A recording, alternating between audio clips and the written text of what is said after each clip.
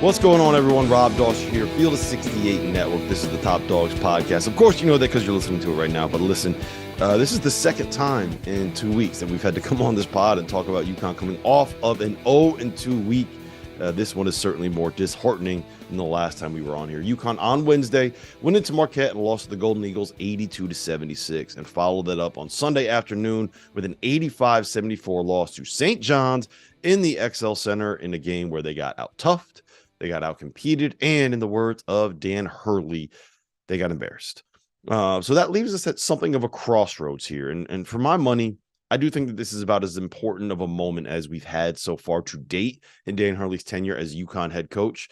I think now is when we're really going to kind of find out what he's made of when it comes to being a coach at this level, because I don't think that there's any doubt that there's enough talent on this roster, right? There are enough pieces on this UConn roster. They are, at very worst, one of the top 5 teams in the Big East.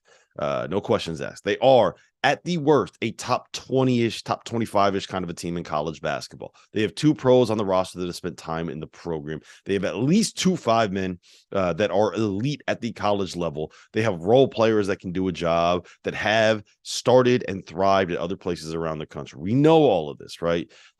What they also are is a team that is flawed, right? We've been over this before. We've been through this territory before, and I don't want to really belabor the point, but they don't have great point guard play. They just don't. Tristan Newton, frankly, has not been good enough since league play started.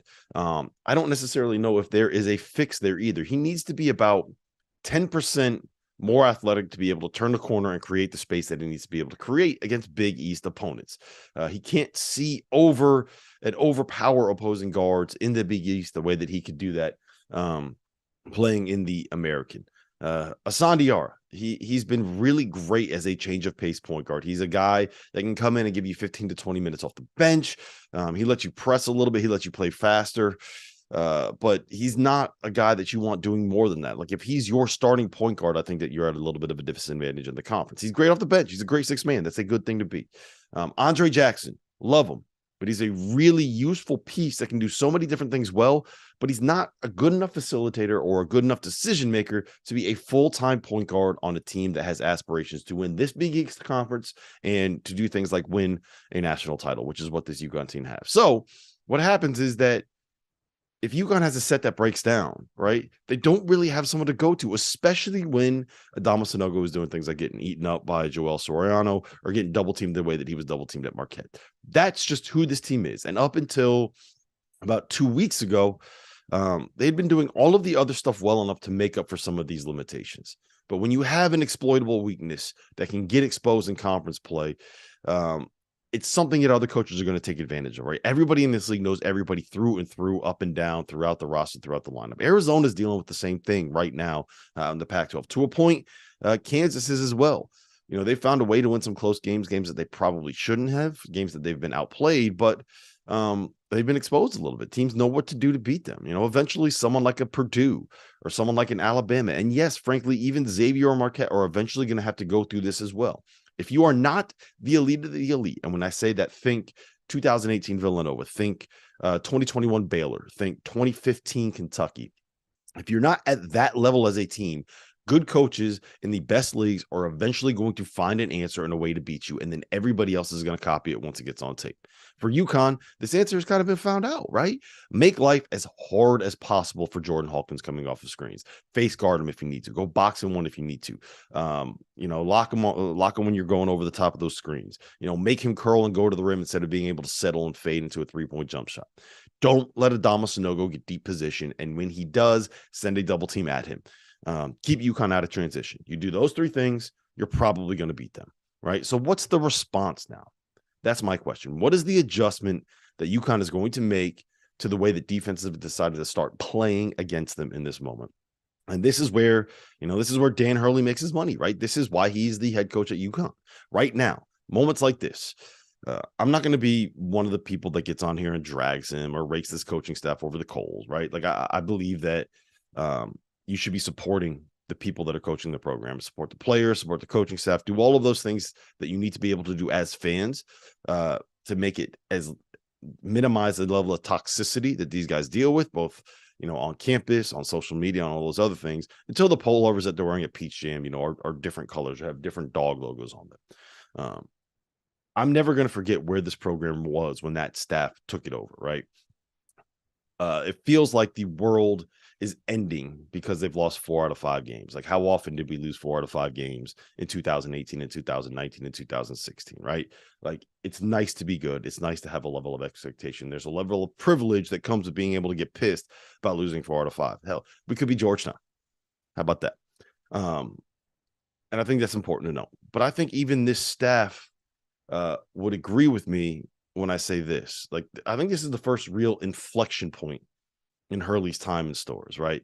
He set a level of expectation, frankly, through overperformance at the start of the year, that this team was good enough to compete for a national title. They play like it. They've looked like it. And now that we've kind of come back down to earth a little bit, to the point that UConn is what we thought they were going to be in October, which is a team good enough to finish in the top 5 in the Big East, a team good enough to beat anybody in the Big East on the right day, and a team good enough to be a top 20 or 25 team in college basketball. The natives are getting a little bit restless. And I think it's important to note that the reason why you're a little bit frustrated right now is because of how well this team overperformed overperformed what our expectations were in November and December. Don't ignore that. All right. Don't ignore the coaching job they did to get this team to the point that you expect them to be going to the Final Four. Now, I don't have the answers for them. I'm not going to sit here and try to pretend that I'm this basketball savant, that I know more than the guy that's getting paid millions of dollars to figure these answers out. Right. But I do still think that the future is like really bright, not just this year, but long term. And I don't want to let this get to the point where like people are just completely bashing them. And, as once it goes bad, it never goes back, right? Like once the fan base turns, it's so hard to fix it, right? My friend Gary Parrish loves to say, once you're on the hot seat, you never get off. And I think that there's a level of truth to that. Now, to be exceptionally clear, I am not saying that Dan Hurley is on a hot seat whatsoever. What I'm saying is that this season goes bad, if the spiral doesn't stop, there are probably going to be some frustrated fans in the Nutmeg State. And I just want you all to recognize and to make sure that you remember the reason why we went from being like, yeah, you know what, hopefully we win a game of the tournament this year, to holy shit, we're going to win the national title, we're going to win the Big East tournament, we're the best team in the world, is because of the job the staff did in November and December. Maybe they peaked at the wrong time. I don't know. It is what it is. But just keep that in mind while you're talking about all of this. Now, this is where I put on my blue tinted glasses, because I think that there's a pretty convincing argument, at least to me, that things are not necessarily as bad as they look from the outside. I've said it over and over and over and over and over again, and fans are probably sick of me making the same point. Road losses at Marquette, at Xavier, and at Providence are things that I can accept, right? Marquette and Xavier are top 15 teams in the country. Those are two of the best offensive teams that we are going to see all season long. Both of them are good enough to get to a Final Four. Both of them are top 5 offenses in college basketball. Both of them are, to me, very clearly second weekend teams, and I think they're the 2 best teams in the conference. I love Providence. I think that they just know how to win. They're tough. They will guard the hell out of you. And for the most part, they're always going to have the best player on the floor in Big East play with Bryce Hopkins. Losing on the road at those 3 teams, no matter how those losses happen, are things that I'm like, okay, what, like that happens. That happens in Big East play. Even losing 3 out of 4 against them, I'm fine with it. It's frustrating, it's disappointing, whatever. I'm fine with it. UConn was the targeted team in those games. They were the hunted. They were first place in the conference. They were top 5 on KenPom. They were number 2 in the country. Like, it is what it is. They got on the road playing those 3 games in a 10-day stretch. Like, sucks for the schedule makers. Thanks a lot for that, but it kind of is what it is. Now, the game against St. John's, to me, is the one that is a different story. But I want to note this, right? The Johnnies play a style that is different than what anyone else in the Big East does, and what anything else that you're going to see in this conference. They press, they speed you up defensively, they climb up in you in the half court. They don't let you run your stuff. They're a pain in the ass, and to beat them, you kind of have to have guys that can win one-on-one matchups, right? That's what they do. They challenge you to beat them one-on-one, and UConn could not do that because UConn doesn't necessarily have those dudes, right? especially not when Joel Soriano was playing like one of the best 5 in the conference, and is frankly, he was better than Adama Sanogo was on Sunday.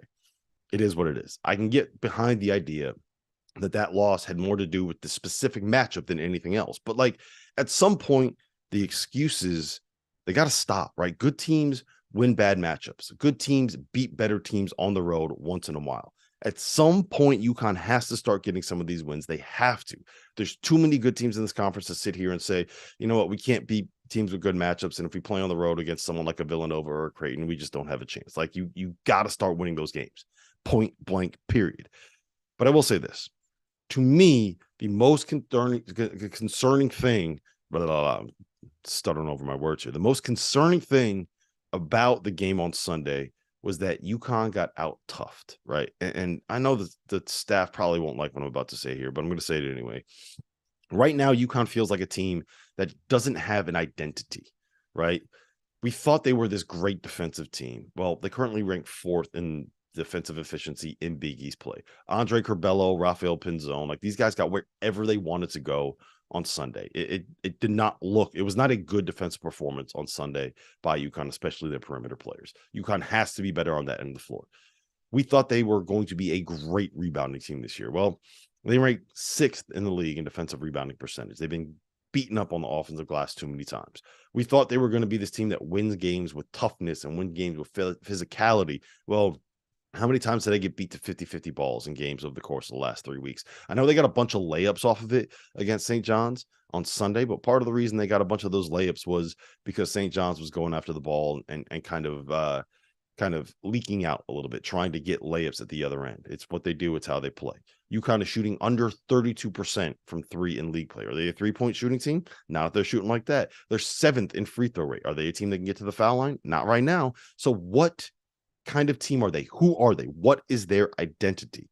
And the other thing I think this team lacks right now is a degree of on-court composure and on-court leadership. And frankly, like I don't want to say mental toughness because it feels like I'm calling them mentally weak, and that's not what I'm trying to do, but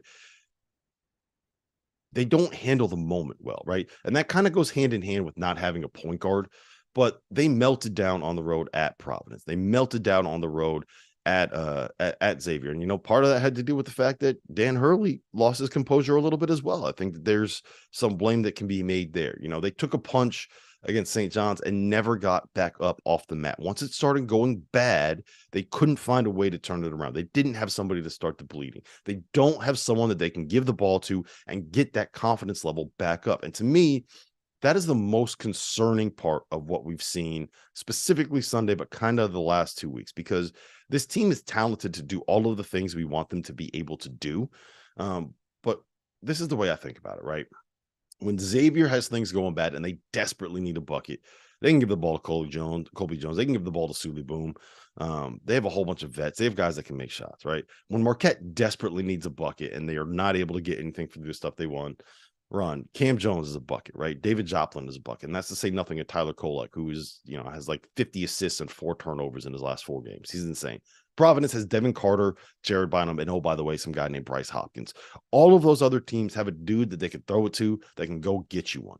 And when things are going bad for UConn and you badly need someone that can create a shot and the confidence isn't there and you need to find someone that can pull this team back into a game and get them focused and get them confident and get them believing and get them saying, we're going to find a way to win this.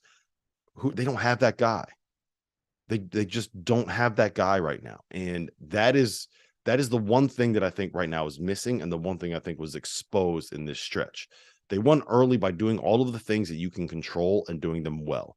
And I do think that this is something that you should be able to control. They just got to find the guy that can give it to and find the guy that can do it and find a way to get it done. That's it. To me, that is the fix. I don't think that the sky is falling. I'm still in on this team. I'm still believing with this team. I think it's something that they can fix, but it's going to take some work. It's going to take some figuring out. And this is when you earn your salary as the basketball coach at the University of Connecticut. So I'm not going to turn on them. Don't turn on them as fans. Back them up. Don't say mean things to them on social media. Stay out of the Instagram comments and, turn the XL Center, turn Gamble Pavilion into cauldrons. That's all you can do as a fan. So with all that said, now I'm going to drop in the segments from Sundays After Dark, today's DTF podcasts, and you can hear the conversation that maybe from more of a national perspective than just somebody that is stuck in the day-to-day of UConn hoops. So that said, have a great week. Go Huskies.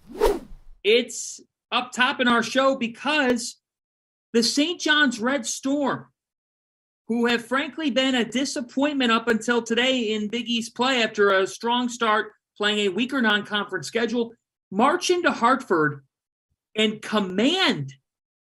They didn't just win by 1 or 2. They command the UConn Huskies 85-74. Randolph Childress, what happened? UConn's guard play has to get better. Mm-hmm. I don't know what happened. We were all high on this team with their depth, front court and back court, and right now their guard play, they're not playing well. I mean, even today, Jordan Hawkins had 31, but he had 7 turnovers. They coughed it up 21 times as a team against the Johnnies, and that's their kind of game. If you're going to beat the Johnnies, you got to have solid guard play, and UConn guards they've been really inconsistent.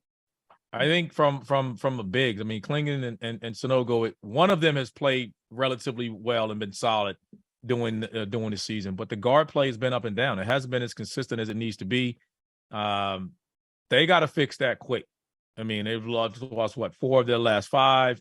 They got to fix that quick, and it's obviously they can't turn the basketball over, but there's got to get some guys emerging. There's got to be more consistency. It can't be even from Jordan Hawkins, and I'm a huge Jordan Hawkins fan. I've been raving about him since he committed there. 31 tonight, but again, I would have rather see him consistently being around 15, 16, not come out the next game and go 1 of 10.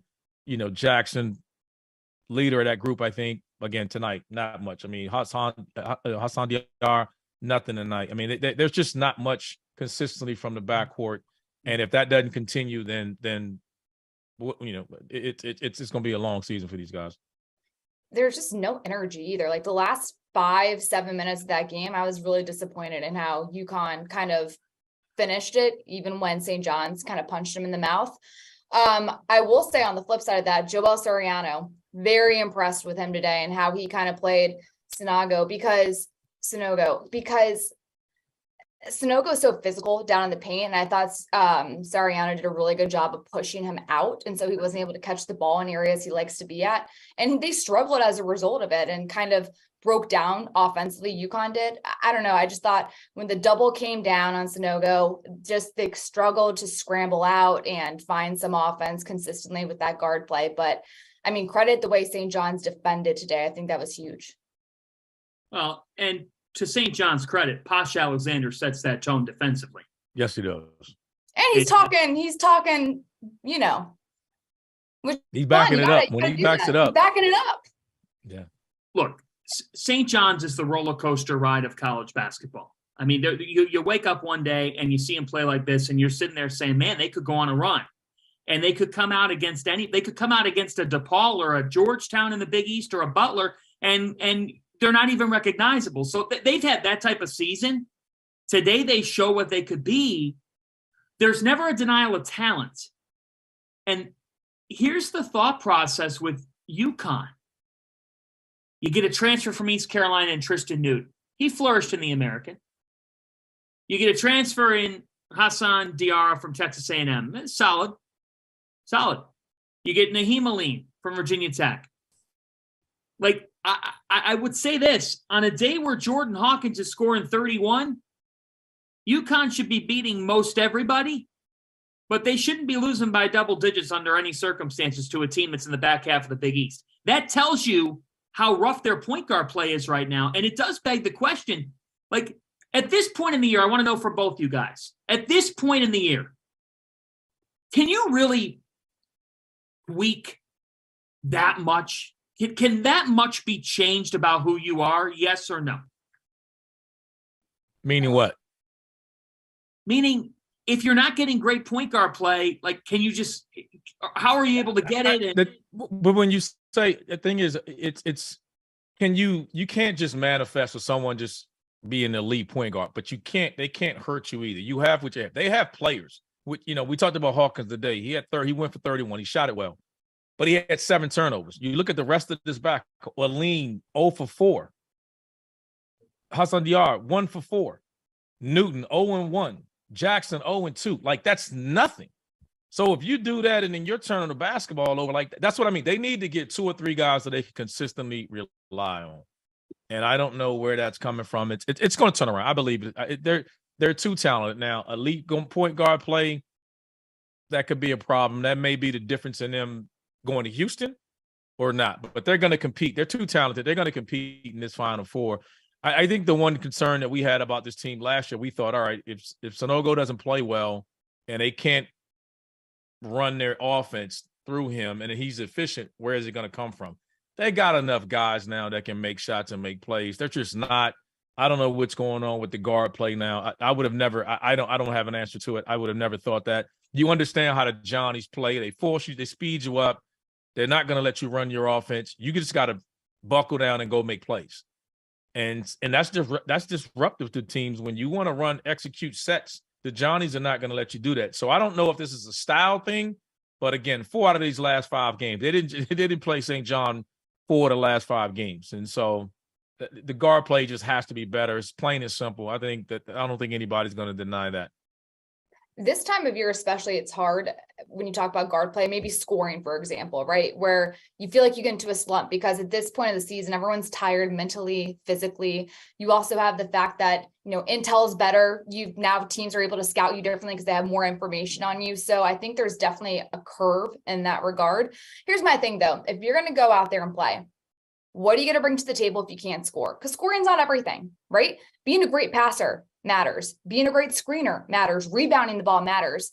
But the one way you can get minutes and stay on the floor and really assert your will is if you can do it defensively. Mm-hmm. And I don't think anyone on UConn tonight did it defensively. They switched up defense a little bit. Look, Curbelo was getting into the paint at ease. He was just slashing every single player on UConn, getting to the paint, creating paint touches, little jumpers in the lane, whatever. Then UConn went to a 1-3-1, kind of trying to dismantle that to an extent. But you have to be committed to the defensive side of the ball if the offense is not going well for you. And I think that's something that we did not see tonight. Man, it really is staggering to see Connecticut at 4-4 in the Big East. I mean, I don't care how you slice it. Nobody could have seen that coming. You couldn't have. You look at the standings right now in this conference, Xavier 7-0. Providence is 6-1. By the way, Xavier and Providence, both their meetings are in February.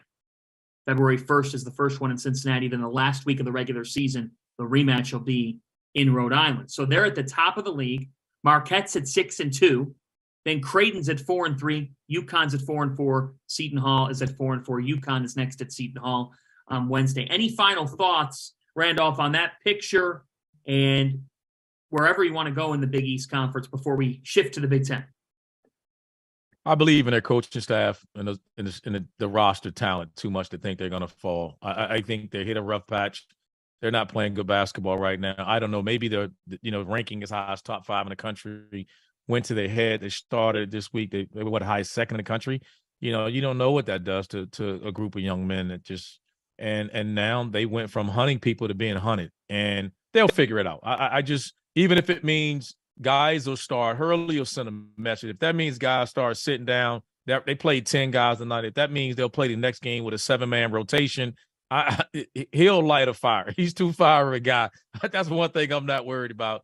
That problem will get resolved quickly. And the one thing about playing early, sometimes you can play yourself out of it and you got to scramble late. Like there's teams like that. And Creighton's one of those teams. We thought they were a highly ranked team. They lost so many games early on. They're going to have to make a magical run come tournament time. I think they dug themselves in such a large hole. UConn hasn't. They'll still be nationally ranked next week, maybe in the late, teens or so. They'll figure it out. I'm not worried about them long term. Now, if their guard play doesn't improve, then it eliminate, how far of a tournament run they'll make. But I'm not down on them like that. I'm with you. I don't think the early season was a fluke by any means. I mean, this team they've still got some great players. They've shown sports. They beat Alabama, they beat Oregon. The teams they've lost to, okay, so the Johnnies wasn't a great loss necessarily, and it was at home, which also is a knock on you. But they lose at Xavier, they lose at Providence, they lose at Marquette. Those are all road games against the top 3 teams in the Big East. Yeah. get another They're shot. all good teams. They're all good teams. Like, it's not like they have a terrible loss. So I've got no worries about this team. They'll be fine. They just got to figure it out. Slumps happen. And who's to say they don't go undefeated in February? It happens all the time and just swings momentum. Anything can happen this time of year. That's why it's so hard to be like, are you down? Are you out on somebody? It's so crazy. Like these conferences, when you look at the Big East, the Big Ten, SEC, it doesn't matter. From top to bottom, there's so much parity. You just got to ride the storm. Conference road wins are as hard as anything to get. Mm-hmm. I don't care what conference you in. Winning on the road in conference, there's no surprises. You're not scheming anybody. You're not out scheming. You just got to show up and figure it out. And they, like we talked about, the top of this league is damn good. It's as good as any top of the league in any conference. The other thing I think is really important, especially when it comes to Xavier, is they have two of the best guards in the Big East at being able to create something for themselves in your boy Sule Boom and Colby Jones, who, according to TO, can't do anything. My boy Colby Jones. Yeah, your boy Colby Jones. UConn has none of those guys. They don't have anyone right now that you can kind of, when things are going bad, you can give the ball to and say, go get us something, right? There's a lot of things that are going wrong with UConn right now. To me, the two things that stand out the most, one, Tristan Newton is not the guy that we thought he was going to be coming in. And if you compare what Tristan Newton is doing versus what Sule Boom is doing, you're seeing the difference. That to me, that's the difference in those two teams. Xavier went out and got the point guard they needed. UConn went out and got a point guard that took one shot yesterday and got eaten up by Posh Alexander. A lot of people get eaten up by Posh Alexander. Yeah, a lot of people do, but when you you have to be able to you got to be able to win that matchup somehow, right? The other part of it is that, and this kind of goes to lacking a point guard, but they lack a level of composure and they lack a level of once things start going bad, they can't stop the spiral, right? They can't stop the snowball from going downhill. We saw it on the road at Providence in a game that was hard fought. Then Providence started doing some things right, and UConn just did not have anybody that could go stop the bleeding. I don't know if that's necessarily on-court leadership. I don't know if that's just kind of how they're wired, but once it started going bad, it went off the rails. Same thing happened at Xavier, right? Once it started going bad, it kind of went off the rails. Happened against St. John's last night at home when it's not supposed to happen at home. So I guess for either of you guys, am I seeing things wrong there? But two, I don't even know if you can fix that. To me, it's not a talent thing, right? We know how talented this team is, how good they are defensively, but I don't know. I'm very, very worried about what this team is going to be moving forward, because I don't think that you can't just magically make a point guard appear. They don't have that guy. He's not on the roster. Well, here's the thing. They don't have a great point guard. But part of it was, and we brought this up earlier in the season, I want to bring it up again. Their other pieces have been so good in their roles that it didn't matter. You didn't need an elite point guard when you had so many different guys doing great things from the wings. Your point guard just had to realize to get them the ball and let them work. And they were also defending at a higher level than they did yesterday. I mean, St. John's had several guys in double figures and was getting scoring from different sources. Raphael Pinzone and Dylan Adewusu stepping up. AJ Storr stepped up for them. I mean, and Joel Soriano has been the nation's leader in double doubles. Man, he's been great this year. Oh, in spite of all they got going on, he's been great. Yeah. That's a huge win for them. But to me, it's the attitude thing. That's what I'm more concerned about. I think that Connecticut is still on their best day, better suited to win an NCAA tournament game. Here's the thing. We have to adjust our expectation level, okay? We had them as a national title contender. They are not that. But if we had you as a national title contender at one point, you can't just say that now the season is decimated and destroyed. It blows up. That's not how it works. Mm-mm.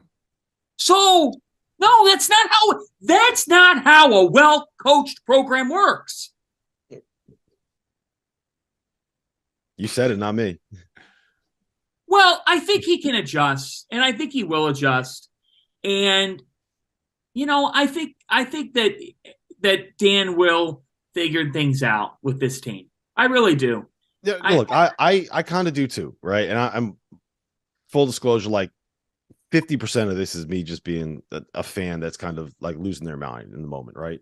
But I think this is prove it time for him. This is the point where you kind of say, look, this is why I'm the coach at UConn. We're going through this spiral. We have these very obvious issues. This is what we're going to adjust. This is how we figure out what we're doing, right? And I think that moving forward here, we're going to find out a lot about, one, what Dan Hurley is, and two, what UConn is, right? You got at Seton God, Hall could you next. imagine those freaking practices as a player Yes. where you just walk in and you know it is going to be hell on wheels for the next 2 to 3 hours. Mhm. But you know what? That's part of the problem. Yeah. Well, yeah.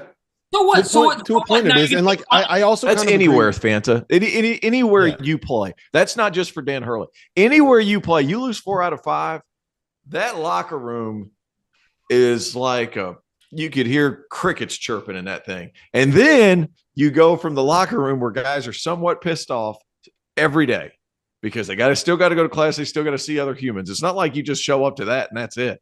You got to see regular people. You got to see the civilians. They're looking at you funny, like you've done something wrong. And then you've got to go get your training. And then you got to walk in. It's like I remember we went on a skit at Clemson. Everybody, we walk into the film room. We're just like, Oliver Purnell is just on one and you can just feel it. And it's just, you could cut the air with a knife. And it's just like, oh my God. And then I'm thinking about Dan Hurley. Like, those players are going through it right now. Yeah. And the issue is that it's very easy to say you lost to Xavier, you lost to Providence, you lost at Marquette. Like, those are the 3 best teams in the conference. You lost to them on the road. A lot of teams are going to lose to those 3 teams on the road in those buildings. And then to come home against St. John's. And one here's another problem I have is what is UConn's identity this year, right? Are they going to be a great defensive team? Well, Andre Curbelo and Posh got literally anywhere they wanted. Rafael Pinzone did whatever he wanted to do, right? Their guards made UConn's guards look like I was playing defense out there, right? That might be a little bit of exaggeration. I don't care. They couldn't stop any penetration. 2, you want to be a team that runs through Adamas Sanogo? Well, you know what? If Adamas Sanogo is getting eaten up by Joel Soriano, that can't happen. If he's supposed to be the Big East player of the year and you run your offense through him, he has to win every single matchup that he has. He got beat by Joel Soriano last night. Okay. All right. Are you going to be a great rebounding team, which is what they've been in the past? Well, you know what? You can't get beat up on the offensive glass the way that they do. If you're going to win on toughness, if you're going to win on effort, you can't let other teams continually get more 50-50 balls than you. Like, so what is are you a 3-point shooting team? Space it out, chuck a bunch of threes? I don't think you have good enough shooters to be that. So like, what is the identity of this group at this point? That's one of the things that I think they've lost in this losing streak. And that's Can I throw a little silver silver lining in after you're done? Yeah, go ahead. All right. So the silver lining. I want all the silver linings. Give silver me more lining than one here. silver lining. The silver lining for this is St. John's is to the Big East right now what Syracuse is to the ACC. Like, you have to completely change everything you do for one game. Mm-hmm. So that's the silver lining. So really, if you look at UConn's other games, like Xavier loss away, okay, you're willing to take that. Providence loss away, the AMP is a ridiculous place to play. Marquette loss away, okay. Like the St. John's was such a curveball. Like, I'm not convinced this team's fallen off the tracks. I am convinced that the practices are miserable, and I am convinced that Seton Hall at the Rock is going to be gut check time. They need to win that game. Yes. This next one, they need to win. Yes. But to go along with what you're saying, like 4 out of 5, I get it. Those 3 away games, brutal. The Big East did not do them any favors. But the St. John's loss is such a curveball that it's like, it's like Virginia Tech. Like, you go and you're starting to get some rhythm without one of your guys. You're losing close games, and then all of a sudden you have to change everything you do because of a certain style of play that Syracuse presents. And that's why Syracuse ends up being in the middle of the conference every year, despite talent level, because of that. So St. John's hasn't quite reached that level of where they're making the tournament, but it's not an easy adjustment. But Seton Hall, that's one they need to win. They need to win that game.